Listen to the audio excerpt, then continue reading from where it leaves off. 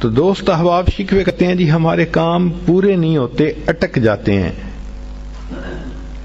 اور پھر وہ کسی کے پاس جاتے ہیں، عملیات والوں کے پاس، تو ان کا تو چونکہ کاروبار ہے، انہوں نے پیسے کمانے ہوتے ہیں، تو وہ سمپل جواب دیتے ہیں جی کسی نے لگتا ہے تمہارا رزق باندھ دیا ہے، کسی نے تمہارا رشتہ باندھ دیا ہے، اور ہم اس کو بلیو کر لیتے ہیں۔ بھئی اللہ کسی کو دینا چاہے تو کون اس کو باندھ سکتا ہے؟ کیوں کسی کو چھوٹا خدا بناتے ہو؟ کوئی کسی کا رزق نہیں باندھ سکتا، کوئی کسی کا رشتہ نہیں باندھ سکتا، ہمارا ایک ہی خدا ہے، اس کے کام کو کوئی روک ہی نہیں سکتا۔ خواہ مخواہ اپنا عقیدہ بھی خراب اور اپنا عمل بھی خراب۔ سیدھی بات ہے کہ نبی علیہ الصلوۃ والسلام نے جو باتیں سکھائیں ان کو کریں، خود بخود عملیات سے جان چھوٹ جائے گی۔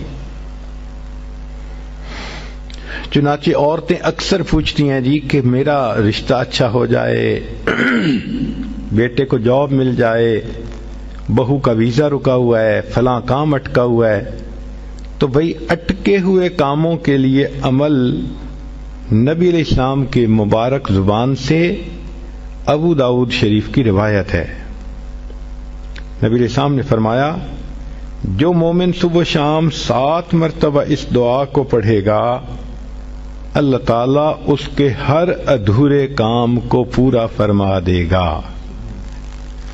اور وہ کیا ہے؟ حسبی اللہ لا الہ الا ہو علیہ توکلت وہو رب العرش العظیم۔ بعض لوگوں کو رزق کی تنگی کے بڑے شکوے ہوتے ہیں، اور ان کے دل پہ فاقے کا خوف رہتا ہے، ڈر رہتا ہے، اور فاقے سے بچنے کے لیے وہ سارا دن کاروبار کے پیچھے بھاگتے دوڑتے بھی رہتے ہیں۔ سنیے، ابو نعیم کی روایت ہے، ابن ابی شیبہ نے بھی اس کو لکھا کہ نبی علیہ الصلوۃ والسلام نے ارشاد فرمایا جو شخص اس دعا کو پڑھے گا اللہ اس سے 70 مصیبتیں دور کریں گے، جن میں سب سے چھوٹی مصیبت اس کا فاقہ ہوگا۔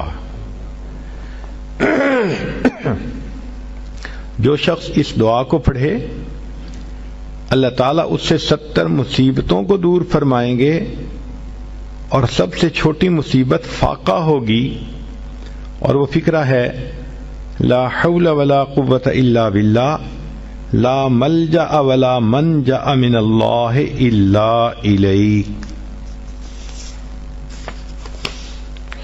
کئی مرتبہ انسان غمزدہ ہوتا ہے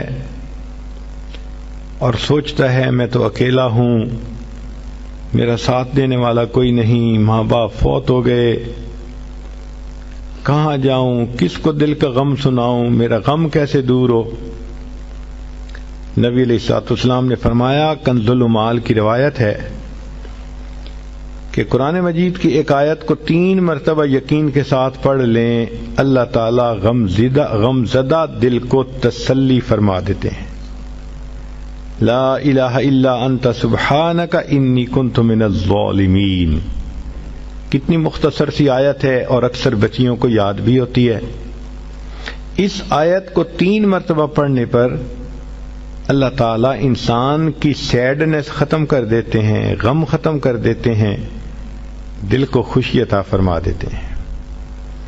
کئی لوگوں کو دیکھا کہ بیمار ہوتے ہیں، کبھی ہسپتال کا چکر، کبھی ڈاکٹر کے پیچھے، تو نبی علیہ الصلوۃ والسلام نے ایک حدیث پاک میں فرمایا، اس حدیث کو مسند احمد نے روایت کیا اور طبرانی نے روایت کیا کہ جو شخص فجر کے بعد 3 مرتبہ یہ دعا پڑھ لے اللہ 4 مرضوں سے اس کو نجات عطا فرما دیتے ہیں۔ امید ہے کہ مستورات توجہ سے یہ بات سنیں گی اور اس کی اہمیت کو ذرا سمجھیں گی کہ جو شخص فجر کے بعد 3 مرتبہ یہ آیت پڑھ لے تو اللہ تعالیٰ اس کو 4 بڑے بڑے مرضوں سے بچائیں گے۔ نمبر 1، پاگل پن. اگر کوئی آدمی مینٹلی ان بیلنسڈ ہو، ریٹارڈڈ ہو،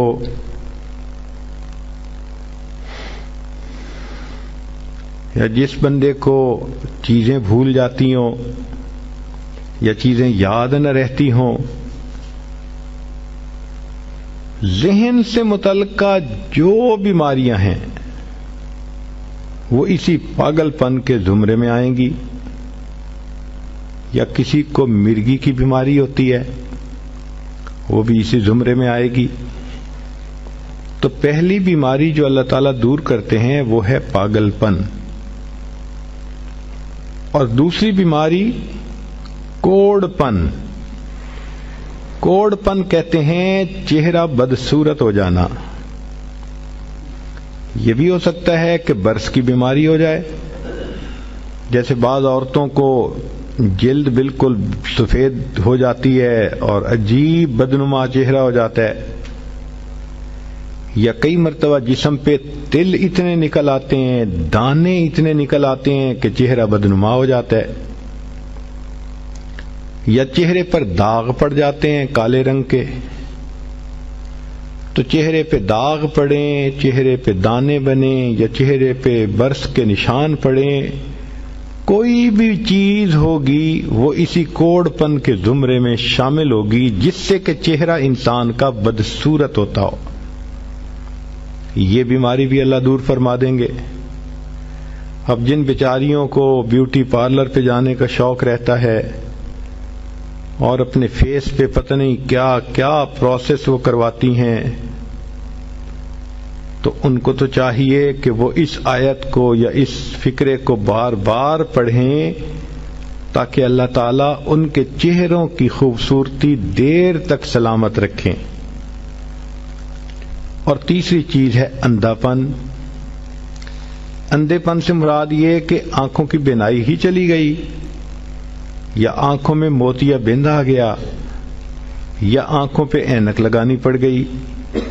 یہ سب ایک ہی بیماری کی تفصیلات ہیں. تو جن کی نظر کمزور وہ بھی پڑ سکتی ہیں، یا جن کو لینز لگانے پڑتے ہیں، کنٹیکٹ لینز سے ہی یا کوئی اور، اس مصیبت سے بھی جان چھوٹ گئی. اور جن کی بینائی چلی گئی اللہ ان کے لیے بھی آسانیاں فرما دیتے ہیں. تو پاگل پن کی بیماری ختم، کوڑ پن کی بیماری ختم، اندھے پن کی بیماری ختم، اور چوتھا فرمایا فالج کی بیماری ختم. فالج ایک تو ہوتا ہے کہ انسان کا ہاتھ یا پاؤں کام ہی نہ کریں، اور ایک یہ بھی ہوتا ہے کہ اتنی ویکنیس کہ عورت کہتی ہے مجھ سے تو کھڑا ہی نہیں ہوا جاتا، میرے پاؤں سن ہو جاتے ہیں، میرے ہاتھ سن ہو جاتے ہیں. یہ ساری چیزیں کمزوری اور فالج کی ابتدائی سٹیجز ہیں. تو یہ سب چیزیں ٹھیک ہو جاتی ہیں. اب بتائیں کہ اتنی بڑی بڑی بیماریوں سے جس بندے کو بچنے کی خوشخبری مل رہی ہو تو وہ تو پھر اس عمل کو کیے بغیر رہ ہی نہیں سکتا. اور یہ عمل دیکھو چھوٹا کتنا ہے. وہ جو فکرہ فرمایا حدیث میں وہ ہے سبحان اللہ العظیم و بحمدہ ولا حول ولا قوت الا باللہ.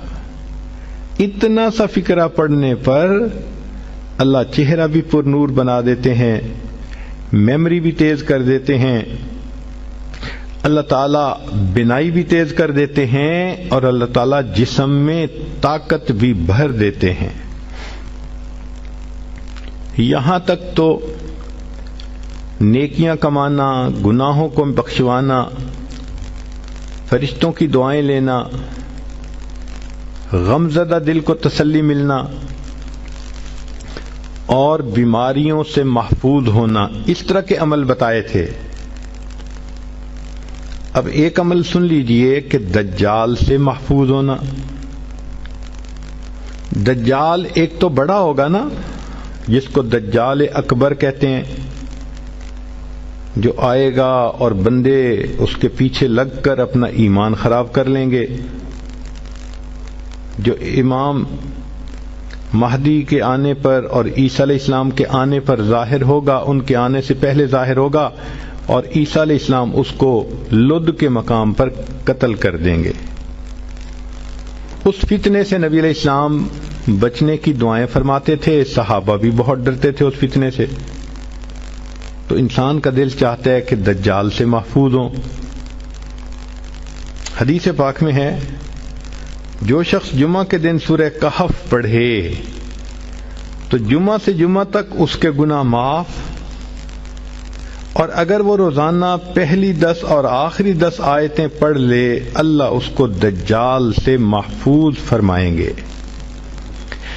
تو اس عمل کو کرنے سے ایک تو دجال سے محفوظ ہو گئے، اور دوسری بات اور بھی سن لیجئے کہ دجال دجل سے بنا. دجل کا مطلب ہوتا ہے فریب دینا، دھوکہ دینا. اور بچیوں عورتوں کو انسان کی شکل میں بھی کئی دفعہ دجال مل جاتے ہیں. وہ ان کی عزتیں لوٹتے ہیں، بہانے بنا بنا کے دھوکے دیتے ہیں، ان کو بیٹرے کرتے ہیں. تو اس عمل کے کرنے سے عورت بچی ایسے دجالوں سے بھی محفوظ رہے گی.